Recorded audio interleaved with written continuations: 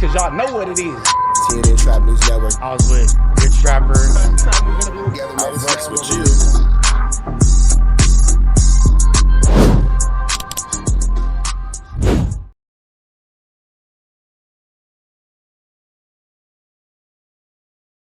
What's the deal, y'all? Rich Trapper tapping in TNN Trap News Network. Back in the same, like cracking the same here at TNN Trap News Network.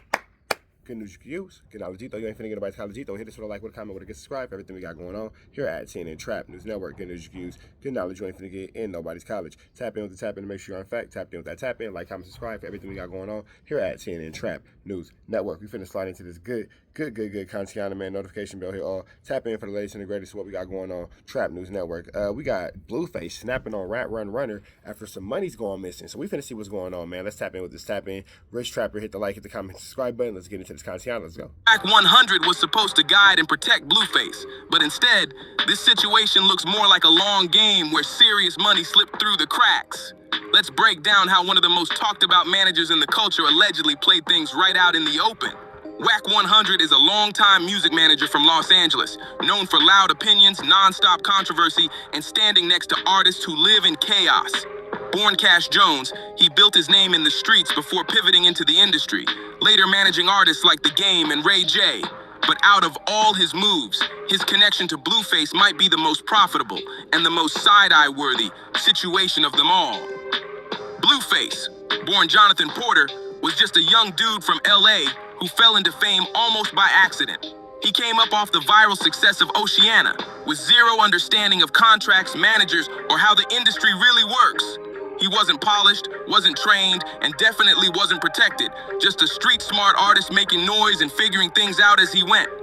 That lack of structure made him an easy setup for someone seasoned like WACK100. I always knew Blueface was pretty stupid. I'll tell you why. Blueface is signed to WACK100 and managed by WACK100. Let me tell you how this works. When you sign to a label, they take at least half already. Then you're getting managed by the guy who owns the label. So of your 50% that you're getting, or less than 50%, he's still taking at least 20% of that too. You've got a fresh viral artist, no legal team, no management, no real guidance, and money moving fast with no blue. You gotta remember also that Blueface is taking personal favors from Wack. Blueface go to jail, Wack bail him out. Blueface need a loan, Wack give him the money. Blueface need a lawyer, Wack pay for the lawyer. Blueface is getting indebted to Wack in pretty much every aspect of life. Blueface needs some toilet paper. He called Wack. Wack Uber Eats it to him, but he put it on the note like, I bought that nigga some Charmin 2-ply, $12.99. Everything is being added to the list. Blueface is getting extorted everywhere around the board. Print. According to Blueface himself, that's exactly when Wack slid in heavy, pressing meetings and pushing influence like he already owned the situation.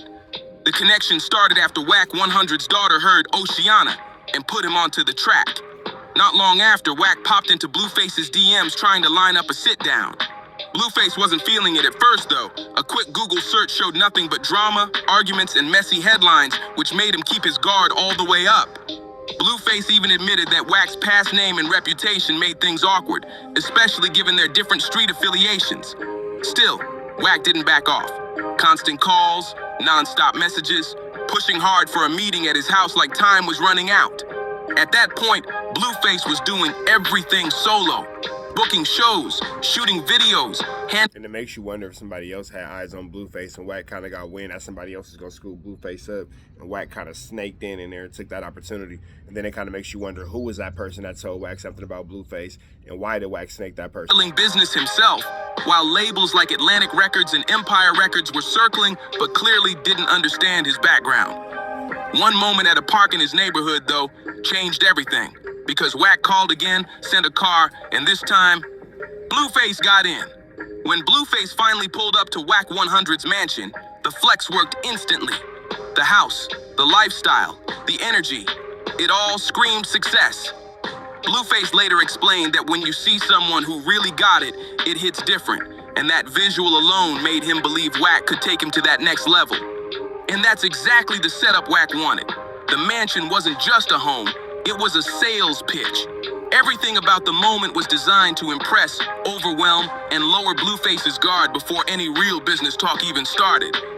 And what I'm sure they're not going to mention in this video, everything that Wack had to sell Blueface into the situation, to get Blueface into the situation he now no longer has because of a public infidelity, to where he's finna lose all these things in a divorce to his wife. Where things take a sharp turn. Wack already had the contract printed and ready before Blueface even arrived.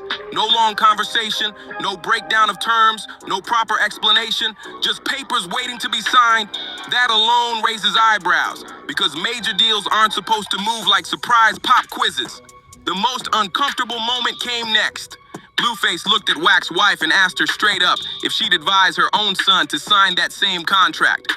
She said yes. That response hit Blueface hard, because he trusted that a mother wouldn't point him towards something harmful. Based on that answer alone, Blueface signed on the spot. No lawyer, no time to review, no understanding of what the paperwork really locked him into. He trusted the room, trusted the moment, and trusted people who clearly knew way more than he did. Later on, the real details started coming out. The deal wasn't just management, it was a management deal and a record deal combined. That meant Wack was collecting money twice from the same income streams. First, 50% straight off the top from music earnings, then another 20% as management from what was left. That's a massive cut. DJ act. Then you got to remember too, there's the lawyers, there's the bail bondsman, there's a little knick-knack paddywhacks, give a dog a bone, where Blueface take little miscellaneous money from Wack and all that kind of stuff. That takes away damn near 99% of what Blueface has going on. Blueface literally might get to keep 1 to 2% of his money fucking around with Wack. Academics broke it down publicly and called it exactly what it looked like: double dipping. In most situations, an artist never signs both deals with the same person because it creates a clear conflict of interest. Normally, managers take around 15 to 20% and record deals split profits evenly after expenses. But this setup gave Wack the advantage from every angle, while Blueface took the hit long term. And this wasn't a short run either. These deals stretch across years and multiple albums, meaning that cut didn't stop, it kept flowing. Fast forward to now, and the outcome speaks loud. Blueface came home from jail with little to show financially, despite platinum records and massive visibility. Even his restaurant venture hasn't been moving the way people expected, making the whole situation feel even heavier. When you're only keeping around 30% of what you earn, it's almost impossible to build anything solid for the future.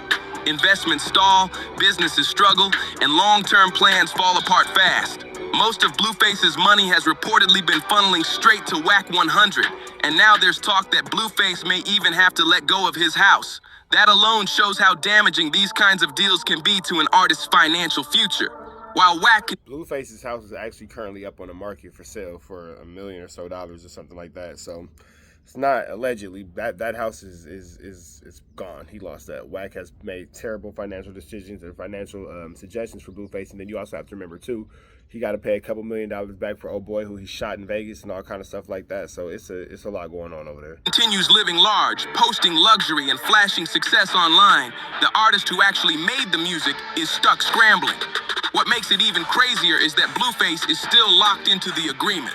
These contracts are built to trap artists, making exits nearly impossible unless they're ready to burn serious cash on penalties and legal fights. And let's not forget how young Blueface was when all this went down. He was barely in his early 20s, fresh off the streets, with no real business education and no protection around him. That gap in experience created the perfect setup for someone seasoned to structure a deal that leaned heavily in their own favor. This situation goes way beyond one artist. It highlights a bigger pattern in the industry where older, experienced players pressure young talent into bad deals using flashy lifestyles, urgency, and psychological tactics. Looking back, the warning signs were everywhere. Contracts ready before talks, stacked deals, and no room for legal review. One of the most calculated moves was using family influence to make the deal feel safe and trustworthy. That's not guidance. That's pressure, wrapped in comfort. Sure, Wack may argue he helped elevate Blueface's career, but taking roughly 70% of someone's earnings crosses every reasonable line. When one person controls the money, the moves, and the direction, that's not partnership, that's control.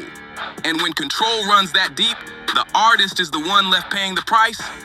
That's millions of dollars over time that should have stayed in the artist's own pocket. And basically, since Wack has been, going through everything that he's going through, he's been literally living off of Blueface, driving his G-Wagon while he was in jail, putting hella miles on that man's car. It's just, it's just one thing after another, for real. And when it comes down to the reality of the situation, you can't see anything outside of Wack is clearly stealing and extorting from Blueface. You feel me? Like, Blueface put himself in a precarious situation, and Wack was in opportunities, and he made sure that he was able to compromise not only Blueface's financial structure, but Blueface's entire career to his liking. Wack is a diabolical motherfucker, for sure. But Blueface, you signed a contract. And if there's one lesson that hits harder than anything else here, it's this. Never sign anything without a lawyer checking it first. It doesn't matter how cool the person seems, how rich they look, or how sweet the offer sounds.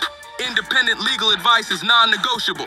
A lot of industry vets love to present themselves as mentors or big brother figures to young artists. But real mentorship doesn't come with a 70% cut attached. The mansion, the lifestyle, the flex, all of it created an illusion that made Blueface believe he could reach the same level just by signing on the dotted line. What Blueface didn't see at the time was how that wealth was built. WACK100's money didn't come from one success story. It came from stacking massive percentages from multiple artists over the years. And the damage from deals like this goes way beyond money. When artists can't keep their earnings, they can't invest in their families, their neighborhoods, or anything long-term, it keeps them stuck in the same cycle. Any solid entertainment lawyer would have spotted the red flags instantly. Combining management and record deals, extreme percentages, no cooling off period, all of that would have been renegotiated or shut down completely. With basic industry education, Blueface would have known that double dipping at that level isn't normal or fair. There was also fake urgency involved. Pressure to sign fast so there's no time to think, research, or ask questions. Meanwhile, Blueface already had interest from labels like Atlantic Records and Empire Records, options that likely would have left him in a strong... Yeah, it sounded like somebody, Wack knew that somebody was finna throw Blueface a way bigger bag, and he snaked in and took Blueface out the market. Now, who's to say that Blueface could have been a way bigger success had a Wack not came in, changing the trajectory of a lot of things he had going on, going to jail, you know, because he would have been on tour, he would have been around a bigger situation, even dealing with Krishan Rock and all that. Who's to say that all these little ghetto antics and little flams that he had going on wouldn't have just been, you know, pushed to the side because he would have had actual business going on. Wack pretty much kind of came in and sabotaged this man's entire life. Position. Now he's dealing with the fallout, limited options, strained finances, and assets on the line, while the person on the other side keeps collecting. His success made someone else wealthy, but the contract made sure he couldn't build the same future for himself. At this point, the only real option left is to keep grinding under the same terms and hope pure volume somehow balances out that tiny 30%. That's a brutal position to be in, because no matter how hard you work, the math is already stacked against you. And that pressure doesn't just hit the bank account, it messes with your head too.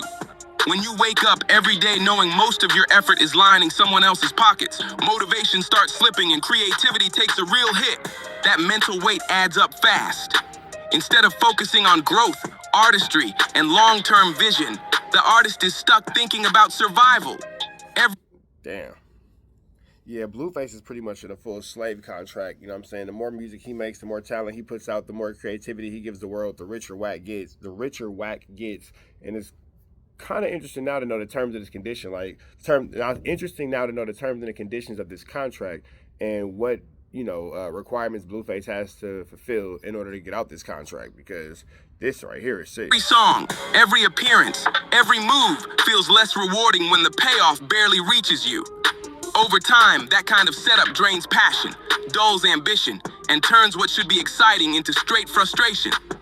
And trust, other artists are watching this closely. Situations like this become quiet case studies across the industry, teaching hard lessons without anyone having to say a word. It highlights exactly why proper representation, legal awareness, and patience matter so much. What's happening between Blueface and WACK100 doesn't even resemble a healthy manager-artist relationship anymore.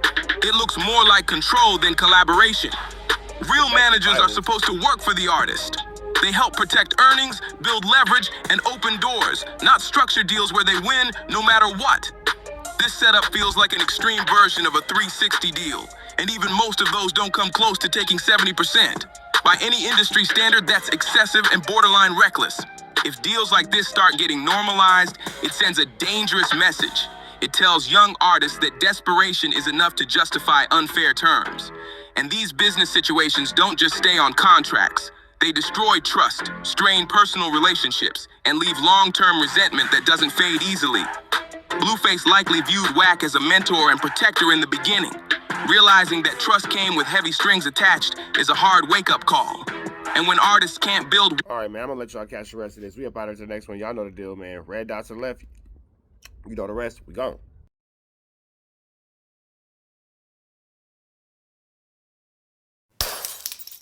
Apollo Jackson. It's dangerous. You can't come outside when it's dangerous. Work all in the floorboard. Tell the ops check the scoreboard. You can't come outside when it's dangerous. And if you shoot, you ain't miss. A nigga ball like game 6. A nigga ball like game 6. You can't come outside when it's dangerous. Gotta get the blicky when it's dangerous. Young niggas, we didn't get from Nathan. Thought we would stop, we just can't quit. Thought we would stop, we just can't quit. Ballin' like us niggas up in game 6.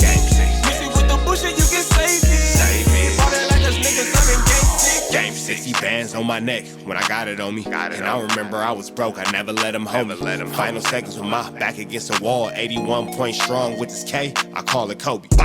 Running through this lettuce, nothing you can tell us. Gotta watch my back, I know that they get jealous. Real shit, I got rich, ain't gotta embellish. Real life made men, they call us good fellas.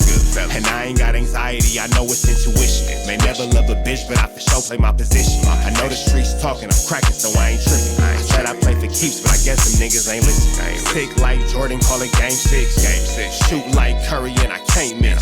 Nah, you can't come outside when it's dangerous. You niggas never outside when it's outside, nigga. You can't come outside when it's dangerous. Gotta get the blicky when it's dangerous. Young niggas, we didn't get from Nathan. Thought we would stop, we just can't quit.